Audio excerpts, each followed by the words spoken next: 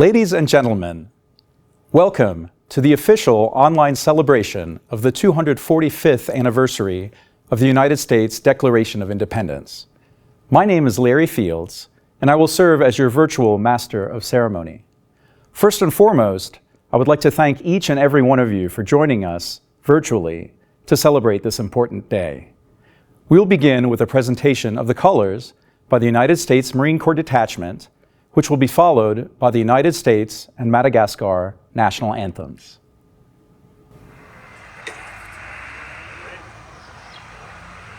Present. Colors.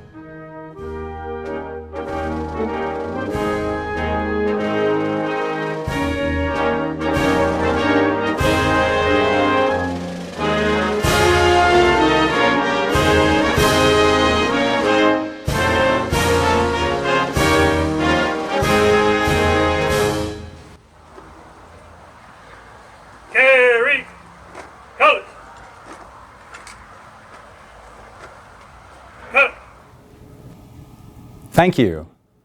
We will now have remarks from Mr. Tobias Glucksmann, Chargé d'Affaires of the United States of America to the Republic of Madagascar and the Union of Comoros, followed by remarks from His Excellency Jacoba Liva Tehinjazan Arivelu, Minister of Foreign Affairs, representing the government of the Republic of Madagascar. His Excellency, the Minister of Foreign Affairs of the Republic of Madagascar, distinguished guests, ladies and gentlemen, thank you for joining us today and welcome to the U.S. Embassy in Madagascar and Comoros celebration of the 245th anniversary of the independence of the United States. July 4th is a joyful time in the United States. It's a time of patriotic pride, but also a time of picnics, barbecues, parades, and fireworks. Most of all, it's an opportunity for friends and families to be together and reflect on the ties that unite us as a nation. For a second year running, the world is confronting the devastating effects of a global pandemic that continues to disrupt people's lives, our economies, and our sense of well-being. Though COVID may interrupt many of our time-honored traditions, we can still join together virtually and celebrate the world's longest-standing democracy and Madagascar's recently celebrated 61st birthday. I arrived in this wonderful country in the midst of the first wave of the pandemic. As the pandemic recedes, I look forward to discovering the natural beauty and amazing biodiversity that makes Madagascar unique. But I also look forward to getting to know the Madagascar people better and to experiencing Madagascar's culture and traditions. As we celebrate July 4th, I want to take a moment to remember all those we have lost in the last 18 months. This pandemic has deprived our communities of the wisdom of our elders and the energy of those who departed before their time. They are irreplaceable, and we must bear the burden of their loss, but we must also continue to move ahead. Moreover, how can we thank the first responders enough? Whether in Madagascar, the United States, or elsewhere, doctors, nurses, paramedics, and all the frontline healthcare workers have shown us the meaning of selflessness, dedication, and devotion to duty. All this while risking infection and the fear of separation from their own families. They are the heroes of our time, and I salute them. While this pandemic has interrupted our day-to-day lives, we must also acknowledge that it has upended economic prospects everywhere. Here in Madagascar, the United States is uniquely placed to assist during this time of need. Our humanitarian and development assistance through USAID totaled $133.5 million in 2020 alone and supports several critical sectors. The United States is the largest bilateral donor in Madagascar's health sector, providing $74.5 million in 2020. Our health projects help reduce maternal and child mortality, provide access to safe water, protect communities from malaria, improve access to family planning, ensure a reliable supply chain of medications, and reinforce the national community health policy. U.S. assistance has been critical in national efforts to address health crises such as plague, measles, malaria, and COVID-19. In 2020, the U.S. government provided $2.5 million in additional funding for specific COVID-19 interventions such as disease surveillance, public health education, and ensuring the supply of essential medical provisions. The U.S. government also contributed $5 million to the Tusk Famine cash transfer program to ensure vulnerable families had enough to eat. I would like to note as well that the United States is the biggest donor to COVAX, which just delivered 250,000 doses of vaccine to Madagascar. Last year, we provided $48.5 million in emergency food aid and assistance to the South. We recognize that extreme drought has pushed many communities in southern Madagascar to the brink. In response, we have provided emergency food assistance for hundreds of thousands of people and treatment for 64,000 children suffering from malnutrition. Working side by side with the government of Madagascar like Pirahala Mianal, USAID is also implementing projects totaling $140 million in support of the government's strategy for overcoming the immediate food shortages in the South, while at the same time implementing a long-term economic development program to reduce the root causes of food insecurity. Some of our best work is in helping communities help themselves. Whether it is helping farmers increase productivity with environmentally friendly techniques, or working with communities to rehabilitate wells, farm-to-market roads, and canals, our projects seek to build resilience and sustainable skills among the most vulnerable people. Likewise, our commitment to help preserve the environmental and ecological heritage of Madagascar puts local communities in the lead so that they both manage and benefit from their own natural resources. Our goal is to create activities that are income generating, sustainable, bolster governance of natural resources, and stop international wildlife trafficking. Our efforts in Madagascar extend well beyond aid and humanitarian assistance.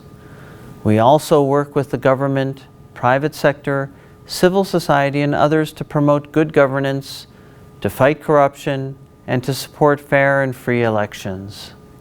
Human rights issues such as child labor and human trafficking remain a top priority. We look forward to more opportunities to advance commercial ties and economic development through our embassy deal team, facilitating trade and investment in key sectors.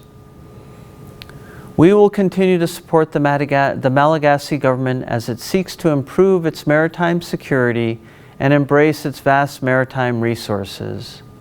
We await the return of our Peace Corps volunteers, whose collaboration with Malagasy communities fosters peace and friendship between our two countries. This year, we also celebrate the 75th anniversary of the Fulbright program. Since 1946, Malagasy scholars who have studied in the United States under the Fulbright program have gone on to impressive careers in academia, government, civil society, and the private sector. They've also helped create mutual understanding between American and Malagasy societies. In closing, as the world reaches for solutions to eventually eradicate the COVID-19 virus, as improved treatments and vaccinations give us hope of a return to normalcy, we must rededicate ourselves to helping those who are most affected amongst us.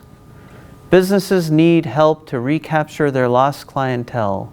Student needs help to catch up on missed educational opportunities. The poorest of the poor need help to find their feet again. This is true in the United States, in Madagascar, and in many other countries around the world.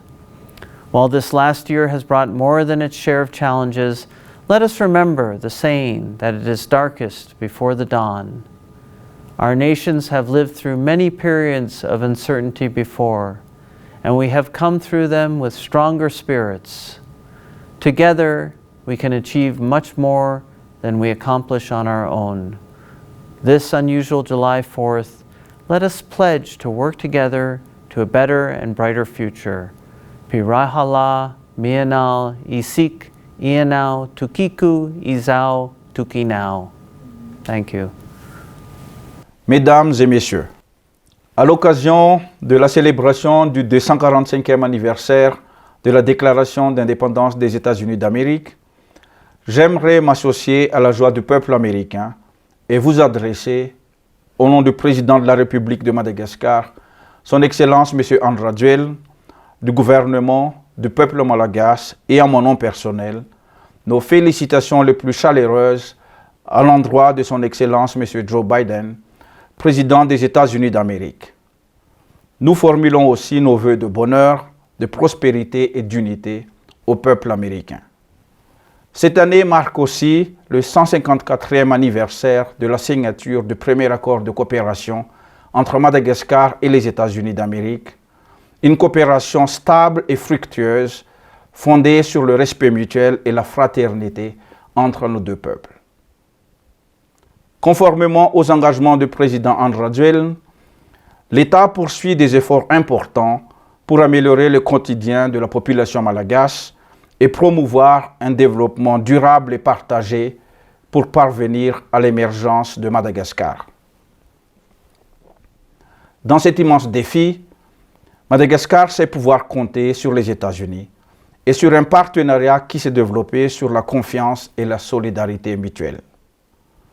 Il est important dans la situation actuelle de rappeler que cette solidarité se manifeste là où elle est réellement nécessaire et de façon efficace, à savoir dans la lutte contre la pandémie de Covid-19 et contre les effets de la sécheresse qui frappent durement nos concitoyens du sud de Madagascar.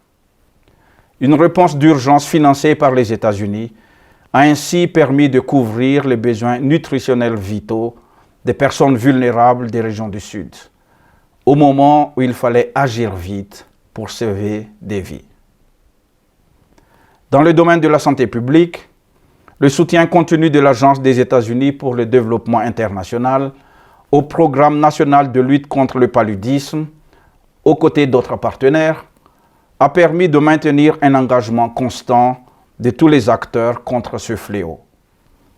Madagascar et les États-Unis ont aussi un partenariat fort dans le domaine de la sécurité et de la défense, qui se traduit par un renforcement technique et logistique continu des forces armées malagases. La coopération avec les États-Unis dans le domaine de la sécurité maritime est pour Madagascar la plus grande île de la zone sud-ouest de l'océan Indien, l'un des volets appelés à se renforcer. Je voudrais aussi mentionner le partenariat entre nos deux gouvernements dans les secteurs sociaux et ceux touchant au développement durable. En effet, beaucoup de nos concitoyens sont parvenus à améliorer significativement bien des aspects de leur vie quotidienne grâce à la mise en œuvre de projets structurants qui ont bénéficié à des paysans, des jeunes entrepreneurs, des familles rurales ou qui ont contribué au renforcement des droits des enfants. Cela étant, le commerce et l'entrepreneuriat sont des moyens plus efficaces pour réduire la pauvreté. C'est pourquoi Madagascar souhaiterait voir ses relations commerciales avec les États-Unis se développer davantage. À cet égard, l'Africa Growth and Opportunity Act constitue une réelle opportunité pour Madagascar. La preuve en est que la balance commerciale est depuis plusieurs années en faveur de Madagascar. Et il y a encore une grande marge de manœuvre, car notre pays regorge de multiples opportunités d'affaires et d'investissement que le gouvernement serait heureux d'ouvrir aux entreprises américaines sur la base d'un engagement durable et mutuellement bénéfique. Pour terminer, je lance un appel à tous les acteurs de notre coopération bilatérale à redoubler d'efforts et continuer à travailler pour renforcer notre relation et notre prospérité commune. Vive l'amitié entre Madagascar et les États-Unis d'Amérique. Je vous remercie. Thank you, Chargé d'Affaires Glucksmann. Thank you, Excellency. And now, it is my honor to introduce the String Queens performing Patriotic Medley.